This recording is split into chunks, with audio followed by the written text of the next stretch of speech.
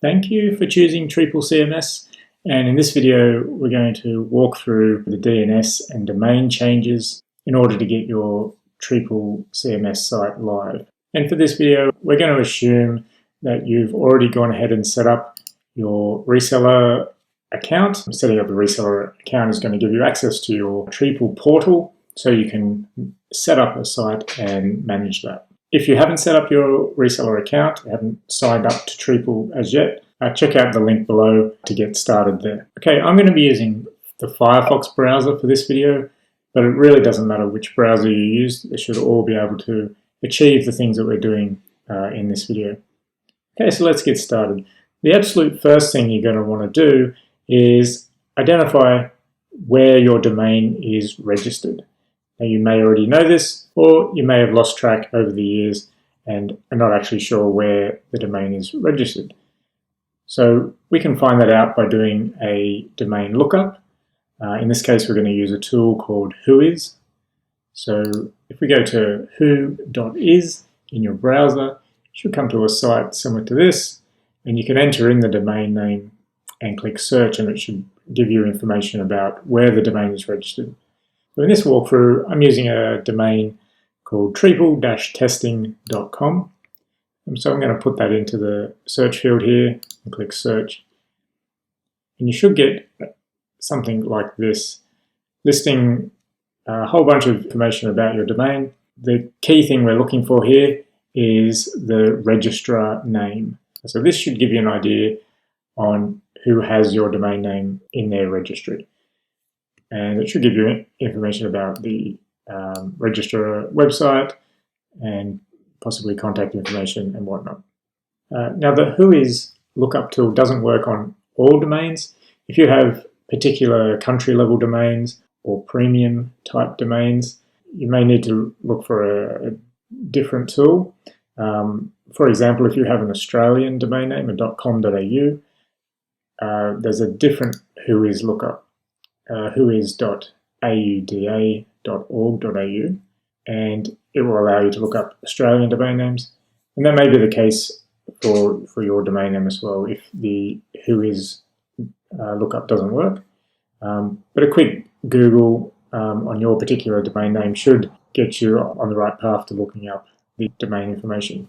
For example, if I was to look up the google.com.au domain, and in this case we need to just satisfy this spam filter, and you'll get a bunch of information relating to the domain name.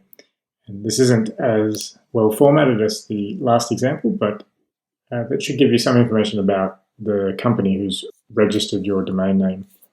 Okay, but in our case we can see that it's registered with GoDaddy, and I know I have a GoDaddy account that has that domain. So the next step we want to do is go and log into GoDaddy or whatever the company your domain name is with. So I'm going to head over to GoDaddy here and find their login. Now, it could well be the case that you no longer have your login credentials for your registrar. So typically there are ways to recover your password or your account username from the registrar's login page. So we can see here, need to find your username or your password. So there are links to recover that information if you've lost that. So you may need to just jump through some hoops there to recover that information if it's become lost over the years, but nonetheless we'll need to log into the account to access the domain name. So I'm going to go ahead and log in with my credentials. Okay, so I'm logged in and I can see I have 2 domains registered under my account. You may have one, you may have many, but we want to find the domain that we are going to go live with for the website. So in this case, it's the treepl-testing.com. And in GoDaddy here, I want to find a link that says manage my domain. So if you're using a different registrar, it would be similar wording, manage domain or settings or something of that nature that will get you into the domain name. Okay, now the next crucial step we need to do is determine where the DNS settings for this domain are. So DNS settings are basically a group of settings that control where the domain points to for various online services such as email, website, and those sorts of things. So DNS can be hosted separately from the domain name, but you may have the DNS with your domain registrar as well, like GoDaddy here. And there are a couple of ways we can determine where that is. If we go to a website called nslookup.io, again, we can enter in our domain name and find DNS records. Now, we're going to be using this tool later in this video, so we'll look at some of the other things it offers as well. But for now, we want to basically just come down to where it says NS records or name server records. Now, in this case, these happen to be GoDaddy's name servers, so they're pointing directly back to GoDaddy, and that's where my DNS is hosted in this case. So what does this tell us? If your DNS hosting is with your domain name registrar, then you should be able to find the DNS records to update at the same location where you manage your domain name itself. If, however, your name server records point somewhere else, this means your DNS hosting is with a third-party service. So you'll either need to manage the record changes at the third-party location, or perhaps migrate your DNS records back to your domain name provider's service, depending on where you want your DNS to be located.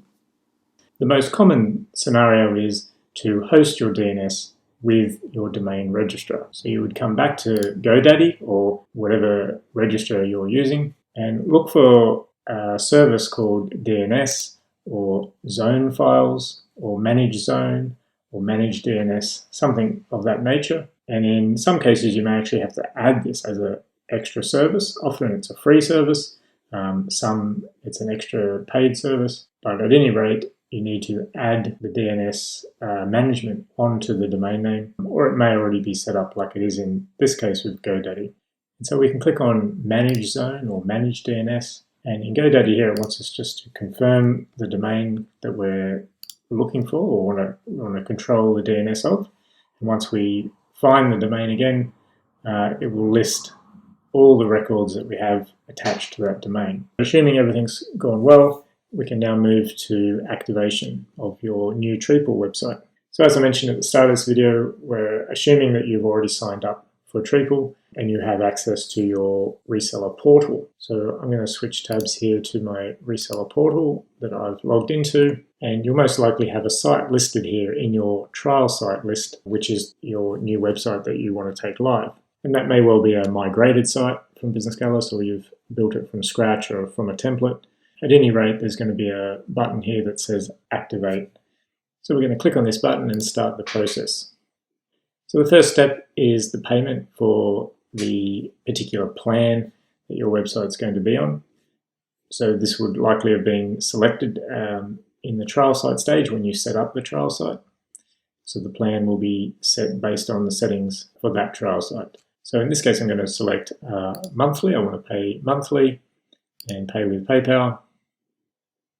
Log into your PayPal account and go through the payment process. Okay, then once payment has successfully gone through, we can add the domain name that you want to use, and that's the domain name that we just set up the DNS for. So in this case, treepletesting.com. And again, type that in again to confirm we have that right, because we don't want to make any mistakes in entering this domain. And if you are using the www version of your domain name, like I did set up in the DNS, and I might just pull this tab over here so we can see it.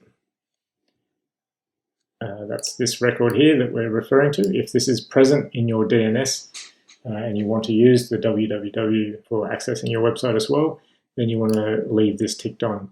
If you don't use the www, you want to just use the root domain at all times, and this record isn't present in your DNS, then you can go ahead and deselect that. But in this case, we're going to use it. Then we can hit next.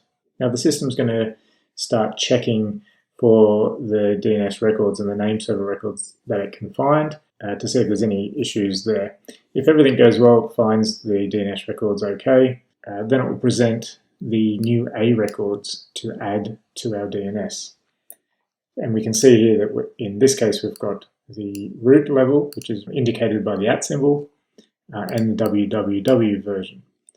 So we can see we've got the A records in our DNS for both of those.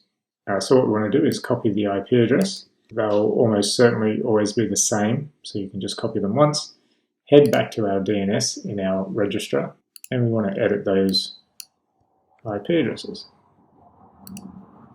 Save that one, and again for the www if we're using that. So now we're instructing our DNS, we're now pointing it to the Treepl website. And we want to come back into our portal, tick that we've updated the records, and click on the complete activation button. So now the system's going to go and check to see if it can find those newly updated IP values and determine that the activation has been successful. And this can take a little bit of time because the DNS records can take time to update with your registrar and throughout the internet. Typically, as it says here, probably won't take any more than 30 minutes. If anything goes wrong, it will come back with a failed status, and you'll need to do some troubleshooting to find out what records have gone wrong or what's happening. And again, reach out to Treepl support, live chat via the website, or submit a ticket through your portal here, and we can look into what's gone wrong there.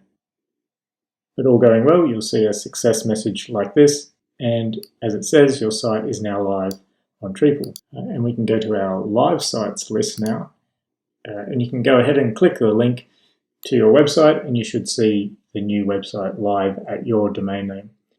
So if you've reached this point, everything's gone well and successful, and your site is now live on Treepl. But if you do happen to see any errors in this stage, or your site isn't loading in the browser, you're getting any browser errors there, again, reach out to live chat or submit a support ticket, and we'll take a look at that as quickly as we can. Okay, we're nearly finished. There are just a couple of other DNS records that we want to update or add, and these are to do with email. So like we mentioned before, this SPF record allows the system that you're using to send email on your behalf. As your website is probably going to be sending out autoresponders and notifications based on your email address, we want to update that. So to get the correct values here, we're going to open up the Treepl documentation, docs.treepl.co, and come right down to Treepl portal and trial site activation, going live. And I want to go to SPF records. Now you can read through the information here if you want to learn more about this. But there's also a handy generator tool here that will convert your existing SPF record into the appropriate Treepl record, depending on how you're using the system. So what we want to do here is grab the existing record. So we're just going to go into the edit here, select the full value, copy that, just cancel out of that, go back to the documentation and paste in that record. And there are two checkboxes here. So one is, will you be utilizing system emails? So that is what I just mentioned before. If the system is sending out autoresponders from a form submission or notifications for secure zones or anything like that, any emails that might be generated from the website that goes out to the end user, or even to yourself as a form submission notification, a workflow notification. So in most cases, the answer to that will be yes. And it doesn't hurt to leave this ticked on. And then the second checkbox is for if you have Treepl hosted emails. So that's if the emails are managed with Treepl, then you want to leave this checkbox on as well. If you have external email, such as with G Suite or Outlook or some other third-party service, then you can deselect that. In this case, we're going to leave that on and then hit Generate SPF Records. And so what it's done is it's added into this record the two includes that we need to allow those email services to run. Okay, so I'm going to copy that value, come back to our DNS manager, in this case in GoDaddy, edit the SPF record again. And if you remember, particularly in GoDaddy, they want the quotation marks around the value. Some registrars want that and some don't, so just make sure you're maintaining the same syntax that they're using. And we're going to paste that inside there. So we can see the new value is in there now. And hit save.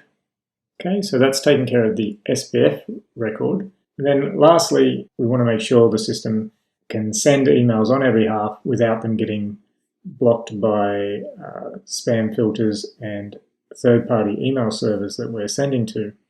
So there's additional records we can add to help verify that. So if we head back to the documentation, and this is around verifying the actual domain that you're using for sending emails. So most commonly that's the domain that you've just activated with, but in some cases you may use a different domain for your email addresses, in which case that's the domain you'll be adding to your website. But we'll locate the documentation on this first. Coming back up, this is under Site Settings and Management and under Domains. Then we want to go to Email Domains. And again, you can read through the information here to get a better understanding on what this actually is for. But basically, you want to go into your website admin, go down to Settings and Domains, and click on the Email Domains tab. And again, this step may have already been set up during your website development, but I'm going to assume in this case that it hasn't been set up yet. You'll see a default email domain already added here, and this is a system domain that you can use to more reliably send out emails if you're not verifying your own domain for email. And that's particularly helpful if you're using a free email service such as Hotmail or a gmail.com account, something like that, that you don't have control over the actual domain and you can't add DNS records to it. So you can use the system email domain. But in this case, we're going to add our custom domain name. Click Add Domain. Again, enter in treepletesting.com and we'll click Save. That's going to add that to the list here, and you can see that the text record and the DKIM record are still pending. We want to expand this open, and it will give us a list of the records we need to add to our DNS. So again, there's more information in the documentation here if you need to read through that, but we'll head back to our DNS in GoDaddy or whatever registrar you're using, and we can see we have one text record type and 3 CNAME record types to add. So we'll go ahead and click the little icon here to copy that value. Come back into our DNS and click Add. Choose Text Record. Now in this case we have a name that we can copy and a value, and they correspond to the host being the name and the TXT value being the value. So the first one we copied is the name, and we're going to paste that in here. Now again, this is where some issues can come in to play with the various registrars and how they manage DNS. In a lot of cases, it's fine to enter the host name in as it's provided here in Treepl, and you can see it has your custom domain name appended to the end of the value here. And in most registrars, this is simply stripped off because it's not actually needed, because it always uses the root level domain as part of that host name. But in the case with GoDaddy, this isn't required and it doesn't normally strip it off. So we want to actually remove that manually ourselves in this case. So we want to be just left with the first part before the custom domain.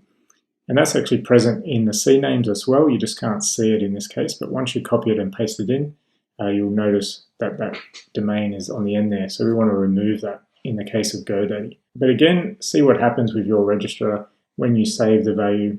Just make sure that you're not getting any error messages, or just take note of how the DNS manager prompts you to enter those values. So then we want to collect the second value and paste that in, and you can leave the TTL as default. Hit save, and we want to just continue that process in the same manner for all those records. But now in this case it's a CNAME. We want to paste that in, and you can see here that the domain has been appended, so we'll remove that in this case. Second value. And so the second value doesn't include your domain, but this is the value that it's pointing to. not part of the host name from your actual domain name. So we'll save that one and just carry on the same way through all of these. And by the time we've gone through doing all that, the records should have already started to have verified and moved from pending to success. So if we just do a refresh on this page in the admin, we usually will see a green light on the text record because that's the one we set up first, and the DKIM CNAME records tend to just take a little bit longer. If you see a green light on the text record, then you can be pretty confident that the DKIM records are going to verify as well within a few more minutes. So I'm just going to try refreshing the page again now, just to see.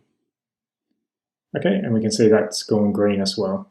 If you get a red marker here or orange, and you're just try and double check, make sure that domain is removed or in a line with what your registrar has indicated how those values need to be entered. But if you're not sure what's going wrong, again, just reach out to Treepl support and we'll try and troubleshoot that with you.